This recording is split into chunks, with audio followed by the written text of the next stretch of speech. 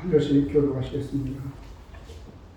예수 그리스도의 나심은 이러하니라. 그의 어머니 마리아가 요셉과 약혼하고 동거하기 전에 성령으로 잉태된 것이 나타났더니 왜냐하면 유전은 의로운 사람이라 그를 드러내지 아니하고 가만히 두고자 하여.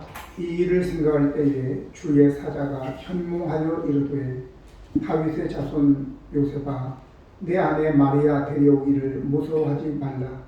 그에게 잉태된 자는 성령으로 된 것이라. 아들을 낳으니 이름을 예수라 하라. 이는 그가 자기 백성을 그들의 죄에서 구원하는 자이시니라 하니라. 이 모든 일이 된 것은 주께서 선지자로 하신 말씀을 이루려 하시니 이르시되 보라 처녀가 잉태하여 아들을 낳을 것이요 그의 이름은 임마누엘이라 하셨으니 이를 번역한즉 하나님의 인기와 함께 계시다 하니라. 요셉이 잠에서 깨어 일어나 주의 사자의 분부대로 행하여 그의 아내를 데려왔으나 아들을 낳기까지 용침하지 아니하니 다음에 이름을 예수라 하니라. 아멘. 오늘은 기독교의 가장 중심이고 핵심이 되는 본질을 우리가 다루는 것입니다. 사실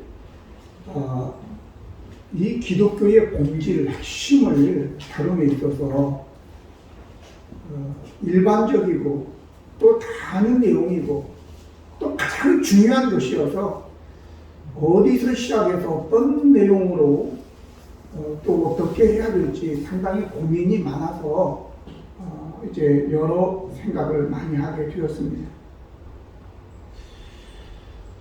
그래서 이런 질문을 하나 갖게 되었는데, 우리 인간 세상에서 아니면 전 우주적으로, 천국을 포함한 전 우주적으로 가장 중요한 단어 하나가 있다면 무엇일까? 과연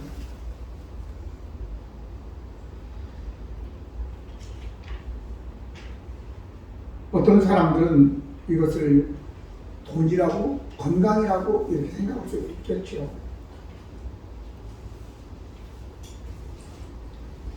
이런 말이 유용하지 않습니까?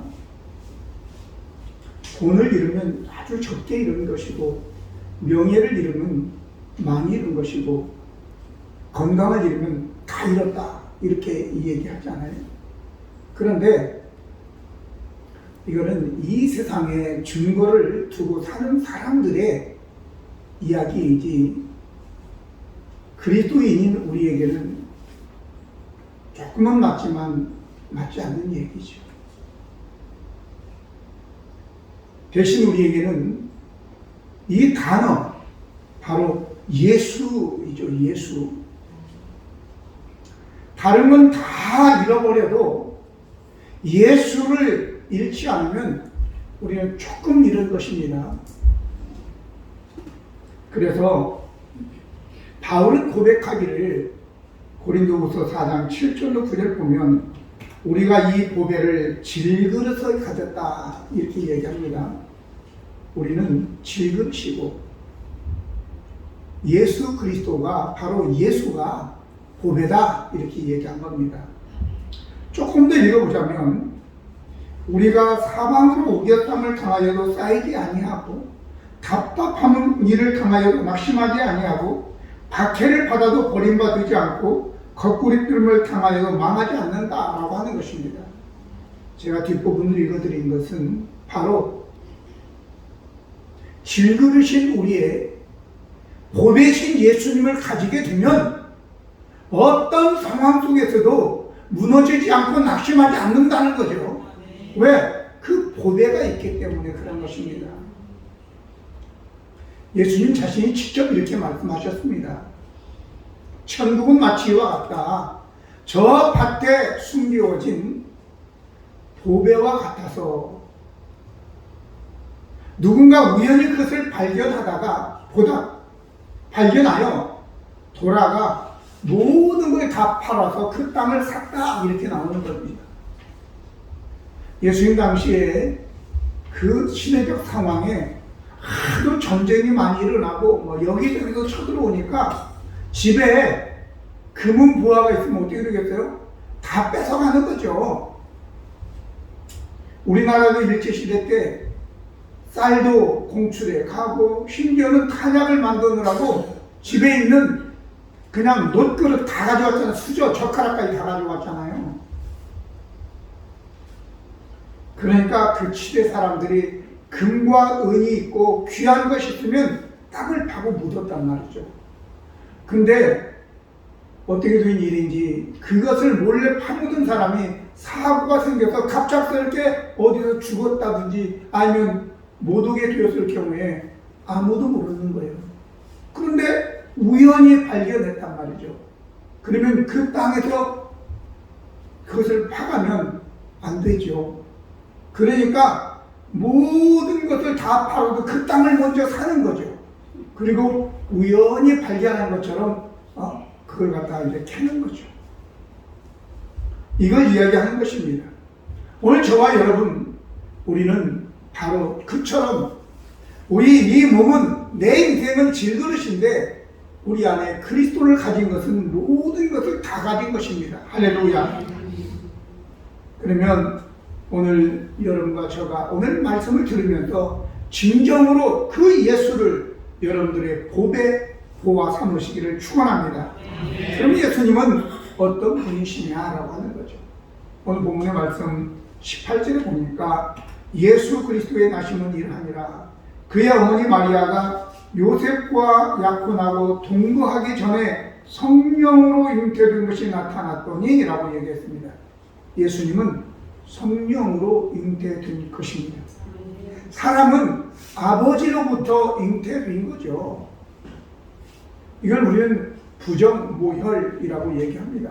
아버지의 씨와 어머니의 피로 우리가 이 땅에 태어난 것입니다. 이 뜻은 저와 여러분은 다 어머니와 아버지의 죄성을 가지고 태어난 것입니다. 그런데 예수님은 요셉을 통해서 난 것이 아니라 마리아의 몸을 빌려 오기는 했지만 성령으로 잉태되었다라고 하는 것입니다. 성령으로 잉태되었다고 하는 것은 두 가지 의미를 가지고 있습니다. 첫 번째는 예수님은 원죄로부터 자유하다 그런 뜻입니다. 사람의 아버지의 아들로 딸로 태어나는 것은 바로 원죄를 가지고 나는 것이지만 예수님은 바로 성령으로 잉태되었기 때문에 원죄성이 없다라고 하는 것입니다. 이 뜻은 하나님과 죄된 인간 사이에 중보자가 되기 위해서는 바로 그런 분이셔야 된다라고 하는 거예요. 원죄가 있어서는 중보자가 될 수 없는 것입니다. 죄인이 죄인을 구원할 수 없는 것입니다. 오늘 저와 여러분, 그래서 지난주에 말씀드렸듯이 어떤 나라 아니면 어떤 종교의 창시자들은 특별한 것으로 그들이 꾸며내죠. 하늘에서 왔다 뭐 이렇게 얘기도 하고, 하지만 그들은 다 아버지 어머니가 있는 거예요. 아버지 어머니가 있다라고 하는 것은 원죄에서 절대 자유하지 못한다라고 하는 것이고, 그렇다면 그들은 우리의 구원자가 될 수 없다라고 하는 것입니다. 만약에 그들이 아버지 어머니가 있는데도 불구하고 나는 구원자다, 내 구세주야, 나 하나님이야 라고 하는 것은 허풍쟁이 아니면 사실은 정신병자예요. 그런 자들의 말을 절대 믿지 말기를 바랍니다. 때문에 석가나 마호메트나 공자나 문선명이나 이만이나 모두는 절대 구원자가 될 수 없다라고 하는 사실을 여러분들이 기억하시기 바랍니다. 로마서 3장 10절에 의인은 없나니 하나도 없다 이렇게 말씀했고, 3장 23절에 모든 사람이 죄를 범하였음에 하나님의 영광이 이르지 못하더니 이렇게 말씀하였습니다. 모든 사람 예외 없이. 때문에 예수님께서 성령으로 잉태되었다라고 하는 것은 모든 사람 중에 들어가지 않는 거예요. 원죄에서 제외되었다. 두 번째, 예수님의 성령의 잉태는 또 하나는 중보자다라고 하는 것입니다. 디모데 전서 2장 5절에 하나님은 한 분이시요 또 하나님과 사람 사이에 중보자도 한 분이시니 곧 사람이신 그리스도 예수라 이렇게 얘기하고 있습니다. 성령으로 잉태되었기 때문에 이것은 바로 하나님이시다라고 하는 겁니다. 하늘에서 오신 분이시지요. 하나님이십니다. 그렇기 때문에 하나님과 사람 사이에 중보자가 될 수 있는 거예요. 원죄가 없고 흠이 없으신 예수님만 우리의 구원자가 되실 수 있는 자격을 지니신 분이시다라고 했습니다. 그래서 사도행전 4장 12절에 다른 이로서는 구원받을 수 없나니 천하 사람 중에 구원받을 만한 다른 이름을 우리에게 주신 일이 없다 이렇게 말씀한 겁니다. 또한 예수님 스스로도 요한복음 14절에 내가 곧 길이고 진리요 생명이니 나로 말미암지 않고는 아버지께 올 자가 없다 이렇게 단적으로 얘기하신 것입니다. 그런데 오늘날에도 다른 복음을 자꾸 얘기하죠. 거의 대부분이 선행을 통해서 봉사활동을 많이 하면 봐라 예수님도 마태복음 25장에 오른쪽에 있는 자들을 향해서 야 내가 너희가 나가 배고팠을 때 헐벗었을 때 그렇게 주지 않았냐? 입을 것도 주고 먹을 것도 마실 것도 주고 내가 병들었을 때 감옥에 있을 때 찾아오지 않았냐? 그러니까 너희는 구원을 받아라. 크게 예수 그리스도를 무시하는 발언인 것입니다. 바로 요즘에 잘 나가는 어떤 스님이 그런 얘기를 했더라고요. 아닙니다. 그것 때문에 그런 게 아니에요. 자, 오늘 이런 것을 갈라디아서 1장 7절에 다른 복음은 없나니 다만 어떤 사람들이 너희를 교란하여 그리스도의 복음을 변하게 하려 함이라. 그리스도가 들어가지 않으면요 복음이 아닌 거예요. 오직 예수 그리스도의 십자가만 복음인 것을 믿으시길 바랍니다. 두 번째는 제가 첫 번째 질문을 우주적으로 가장 중요한 한 가지 단어가 있다면 예수라고 얘기했는데, 그러면 우리가 인간으로서 이 땅을 살아가면서 제일 문제는 뭐예요? 제일 문제. 뭐가 문제예요, 여러분들은? 딱 떠오르는 게 우리 수정이도 돈만 있으면 다 끝나지? 그지? 돈만 있으면 끝나잖아, 인생은. 그지? 뭐 이런저런 얽힌 것들, 야, 너 이렇게, 그리고 다 정리하고 돈만 있으면 다 끝나는 걸로 생각을 하고 있죠. 뭐가 문제예요, 도대체? 돈, 질병, 사랑 노래 없으면요, 유행가, 작곡가 이런 사람 다 굶어 죽습니다. 다 사랑 노래예요, 사랑 노래. 다 거기. 응? 그러니까 돈, 건강, 사랑, 또 한 가지 더 한다면 죽음, 이걸 얘기하는데 과연 그것들이 문제냐라고 하는 겁니다. 얼마 전에 우리 이의정 권사님이 갑자기 무슨 집에서 만들었다고 자몽 주스를 나한테 줬어요. 아, 갑자기 그것을 먹었는데 온몸에 막 두드리가 막 나는 거예요. 이야, 감사한 것이 두드리가 돼버렸네. 인간이 만든 건 그거예요. 그런 얘기를 한 것이 아니라, 그러면 두드리가 났을 때 연고를 막 바르면 낫나요? 호랑이 연고 바르면 낫나요? 아니에요. 속에서 생긴 문제거든요. 우리 자녀들 아토피 문제도 연고 바른다고 낫는 게 아니거든요. 자, 그러면 제가 드리는 말씀은 이 가난, 저주, 질병, 죽음, 이거는 겉으로 드러난 현상에 불과한 거예요. 어떤 것이 이 가난과 저주와 질병과 사망의 근본 원인이 되었느냐? 이 원인을 제거하지 않으면 낫지를 않는 거예요. 문제 해결되지 않아요. 그게 바로 죄라는 것입니다. 죄, 원죄가 바로 그렇게 된 것이에요.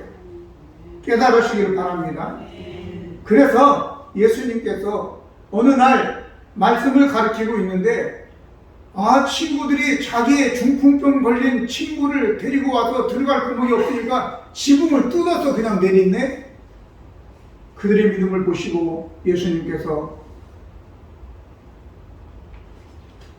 이 사람아 내 죄사함을 받았느니라 그랬단 말이죠. 아니 중풍병자하고 무슨 죄사함 무슨 상관이 있어. 그런데 그 자리에서 나왔어요. 그 들 것을 들고 가는 거예요. 할렐루야. 죄사함을 받으니까 질병도 떠나가더라라고 하는 것입니다. 가난의 문제, 여러분 에덴 동산,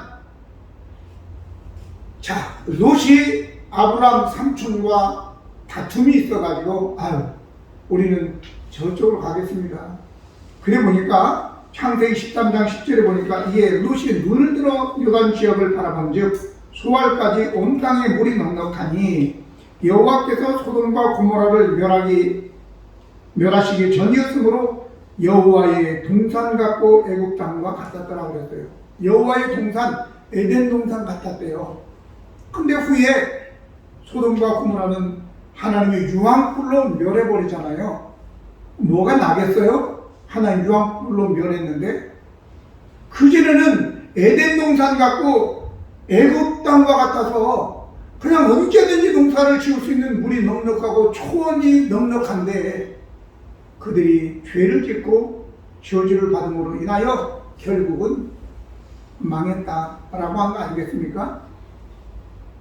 아프리카 마찬가지입니다. 저들이 기독교 국가였다가 모슬렘을 받아들이고 난 다음부터는 지금 굶어 죽는 아사자들이 속출하고 있다는 사실을. 근데 우리나라는 먹을 것이 넘쳐나는 거예요. 하나님의 은혜인 줄 믿습니다. 그렇다고 해서 저와 여러분이 잘 믿는 것도 아닌데 순전히 하나님의 은혜인 줄로 믿습니다. 예수님께서 이렇게 말씀하셨어요. 마태복음 4장 17절에 이때부터 예수께서 비로소 전파에 이르시되 회개하라 천국이 가까웠느니라 라고 하고 있는 거예요. 죄의 문제를 해결해라. 그러면 네 삶에 천국이 이루어진다. 할렐루야. 오늘 우리가 질병을 몰아내고 가난을 몰아내고 죽음을 몰아내려면 열심히 뭔가 노력하는 것이 아니라 우리에게 있는 죄를 우리가 몰아내야 되는 것입니다. 그런데 이 죄를 버리고 돌이킬 수 있는 것은 우리 스스로 노력해서 되는 건 절대 아니다라고 하는 것이에요. 그래서 21절에 아들을 낳으리니 이름을 예수라 하라. 이는 그가 자기 백성을 그들의 죄에서 구원할 자신이 아니라 라고 말씀하신 겁니다. 오직 예수님만 우리의 죄를 해결할 수 있고 인생의 모든 다른 죄로 인하여 비롯된 가난, 질병, 저주, 죽음의 문제 다 해결할 수 있다는 것을 믿으시길 바랍니다. 기독교 외에 다른 거의 모든 종교는 자력 종교라고 합니다. 여러분들 주부에는 좀 잘못 나갔는데 타력이라고 나갔는데 지금 잘못 기재되었고 자력 종교죠. 우리는 타력 종교입니다. 우리 스스로 구원하는 것이 아니라 하나님께서 예수 그리스도를 통해서 우리를 구원한다라고 하는 거죠. 불교의 구원은 욕심, 세상에 대한 욕망을 끊는 것이 바로 구원이다라고 얘기합니다. 해탈이라고 하는데 어떻게 또 해탈이라고 하는 것이 영어로는 또 목샤더라고요. 목샤. 왜 하필은 왜 목샤야? 그런데 해탈이 바로 그런 이 세상에 대한 욕망의 집념에서 자유롭게 되어지는 거예요. 이 단계를 떠나서 열반이라고 했는데, 열반. 그것은, 열반이라고 하는 것은 내가 선하게 삶을 삶으로 다음 세상에 더 나은, 그 다음에 더 나은, 그러다가 이제 윤회의 사상에서 완전히 자유롭게 되는 것, 이걸 갖다가 열반이라고 얘기합니다. 근데 그거는 머리 좋은 사람들이 만들어낸 허구라는 것을 여러분들이 기억하시기 바랍니다. 오늘 우리가 선행으로 구원받을 수 있다라고 하는 것, 갈라디아서를 공부하면서 제가 강력하게 몇 번을 얘기했습니다. 선행으로 구원받을 수 있다면 하나님이 왜 아들 예수 그리스도 십자가 못 박아 죽이셨냐고. 그것은 예수님의 죽음을 모독하는 것이고 모욕하는 것입니다. 다른 길은 없으니까 예수님이 십자가 못 박아 죽으신 겁니다. 그러니까 우리가 선을 행하는 걸 행해야죠. 누가 나쁘겠어요? 행하는데 그것이 우리의 구원을 충족시킬 수 없다라고 하는 것을 기억하시길 바랍니다. 창세기 3장 15절 보면 선악과를 따먹은 직후에 여호와 하나님께서 우리를 어떻게 구원하실 것을 벌써 계획하신 겁니다. 그때부터 여자의 후손이 네 머리를 상하게 할 것이다 라고 하는 거예요. 예수님 오시기 4000년 전에 하나님은 바로 즉각적으로 계획하시고 전혀 예언하시고 실천하신 것입니다. 할렐루야. 여자의 후손, 바로 요셉의 후손이 아니라 마리아, 성령으로 잉태된 마리아를 통해서 난 바로 그 예수, 여자의 후손이 사탄의 머리를 상하게 한다 라고 하는 것입니다. 이걸 갖다 우리는 원시복음이다, 원복음이다 이렇게 얘기하는 겁니다. 중간에 예수님이 태어나시기 700년 전에 이사야 선지자를 통해서 오늘 읽는 내용하고 똑같은 말씀, 그러므로 주께서 친히 징조를 너희에게 주실 것이요 보라 처녀가 잉태하여 아들을 낳을 것이요 그의 이름을 임마누엘이라 하리라 라고 얘기합니다. 그래서 오늘 똑같은 20절에 이 모든 일은 된 것은 주께서 선지자로 하신 말씀을 이루려 하시는데 23절에 보라 처녀가 잉태하여 아들을 낳을 것이요 그의 이름은 임마누엘이라 하리라 하셨더니 이를 번역한즉 하나님이 우리와 함께 계시다 하니라. 똑같은 내용이 오늘 주어진 것입니다. 성경이 이렇게 말하죠. 누구든지 그리스도 예수 안에 있는 자에게는 결코 정죄함이 없다. 로마서 8장 1절에 이는 예수를 믿는 사람은 결코 절대로 정죄함이 없다는 것입니다. 할렐루야. 오직 예수님만 우리의 죄를 해결할 수 있는 분이시다 라고 하는 것입니다. 오늘 질병의 문제뿐만 아니라 가난의 문제도 역시 그렇다고 제가 말씀을 드렸습니다. 하나님이 다른 것은 구원의 방법으로 주신 적이 없다고 사도행전 4장 10절에 말씀하지 않았습니까? 고린도서 1장 18절에 십자가의 도가 멸망하는 자들에게는 미련한 것이고 구원을 받는 우리에게는 하나님의 능력이라 라고 얘기합니다. 십자가의 도.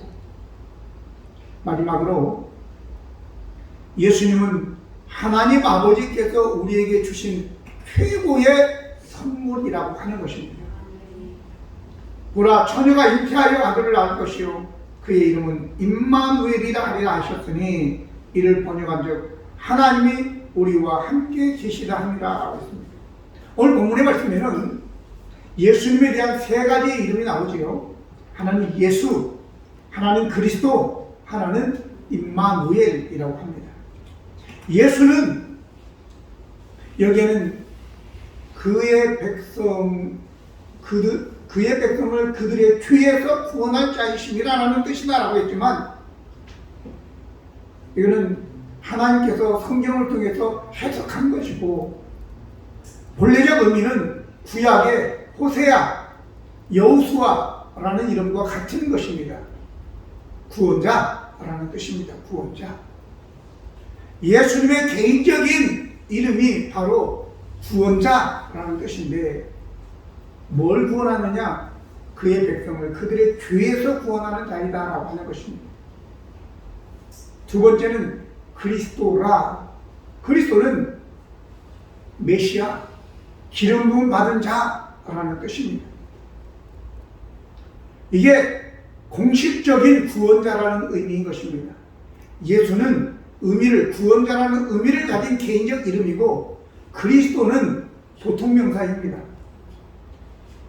기름 부음을 받아서 너희들을 다윗이 이스라엘 백성들을 구원한 것처럼 구원한 자다라는 것. 메시아, 이것도 직명이죠. 보통명사라고 우리가 볼 수 있는 것입니다. 그런데 놀라운 거 하나가 나오는데 바로 임마누엘이라고 하는 겁니다. 임마누엘은 바로 하나님이 우리와 함께 하신다는 뜻인 것입니다. 예수님은 임마누엘 하나님이 되시는 것입니다. 저와 여러분이 예수님을 우리의 마음에 모셔드리면 그때부터 영원토록 떠나가지 아니하시는 하나님이 되신다라고 하는 거예요. 우린 잘 못 믿죠. 왜? 너무 많이 당했어요. 이 사람한테 당하고 저 사람한테 당하고 때로는 신랑한테도 당하고 아내한테도 당하고 친구한테 당하고 그래가지고 내가 좀 뭘 가지고 있을 때는 막 앞에서 알짱거리는데 돈 떨어지면 어디로 갔는지 몰라. 다 없어지고 없어. 저는 제가 어렸을 때 그걸 봤어요. 우리 작은아버지가 우리 같이 살았거든요. 사업을 할 때는요, 술도 얻어먹고, 면에 있어 일하는 사람들, 하는 사람들, 왔다 갔다, 거의 날마다 술 파티야. 그런데 망했어요. 아무도 날 찾느니 없느냐. 외로운 산장 돼버렸어요. 그래, 결국은 야반도주 했어요. 저녁에 서울 올라가 버렸어요. 안 찾아요. 갔는데도 아이고 최영한 사장 어디 갔어요? 그 소리 찾는 사람 아무도 없었어요. 우리가 그렇게 당했기 때문에 아무도 안 믿어. 이제는 너무 마음에 상처 싸늘해졌어. 여러분, 제가 드리는 말씀은 우리 하나님은, 우리 예수님은 인간들처럼 그렇게 돈이 있으면 알짱거리는 것이 아니에요. 한번 믿으면 끝까지 믿어주는 거예요. 할렐루야. 끝까지 믿어주는 거예요. 그래서 제가 말씀드렸잖아요. 때문에가 아니라 그리하지 아니할지라도. 네가 돈이 없을지라도 나는 너와 함께 하겠다. 네가 사령 좀 잘못했을지라도 나는 너와 함께 하겠다. 한번 네가 나를 영접했더니 영원토록 너와 함께 하겠다. 그게 임마누엘이라고. 할렐루야. 그러면 조금 본질에서 벗어나는 거지만 저와 여러분이 임마누엘 하나님이 함께 하시는 분이라면 누군가를 만나 사귐을 가지고 이제 같이 신앙생활을 해 나간다면 그 사람이 어떻게 됐든지 간에 끝까지 함께 해줄 수 있는, 그 사람이 배신하지 않는 한 끝까지 믿어주고 함께 해줄 수 있는 그런 여러분과 저가 될 때에 내가 그 임마누엘 하나님을 믿게 되는 겁니다. 내가 왔다 갔다 하니까 하나님을 못 믿게 되는 거예요. 근데 내가 누군가를 위해서 이렇게 헌신적이고 끝까지 내가 믿는데 하나님이야 예수님이야 오죽하겠느냐 이렇게 믿어지는 겁니다. 할렐루야. 그러면 저와 여러분의 삶에 천국이 이루어지는 거예요. 아멘.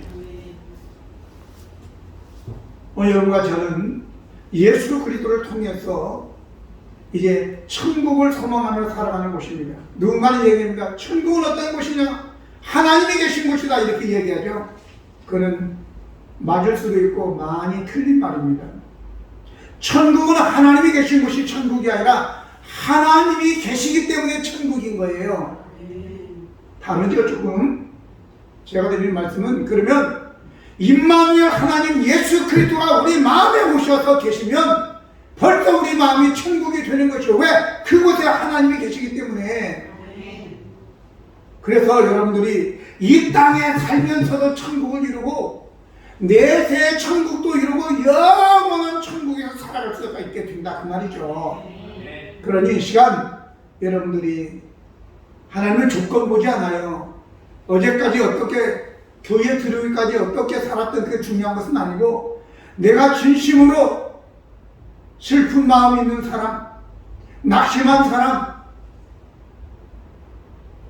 병든 자에게라 의원이 필요하듯이 예수님께서는 죄인이기 때문에 내가 그들을 위해서 왔다고 말씀하시지 않습니까? 그러니까 여러분과 저를 위하여 십자가에 피 흘리셨고 그 예수님이 임마누엘이 되어주시기 위해서 오신 것인데 가장 예수님이 소원하는 것이 무엇이겠습니까? 여러분 각자의 심령 속에 난 너의 임마누엘이 되기를 원한다라고 하는 것입니다. 그래서 그 예수님이 우리의 삶에 임마누엘로 오시도록 영접하시고 그때부터 우리 안에 천국이 이루어지게 되는 줄로 믿습니다. 기도하시겠습니다. 은혜로우신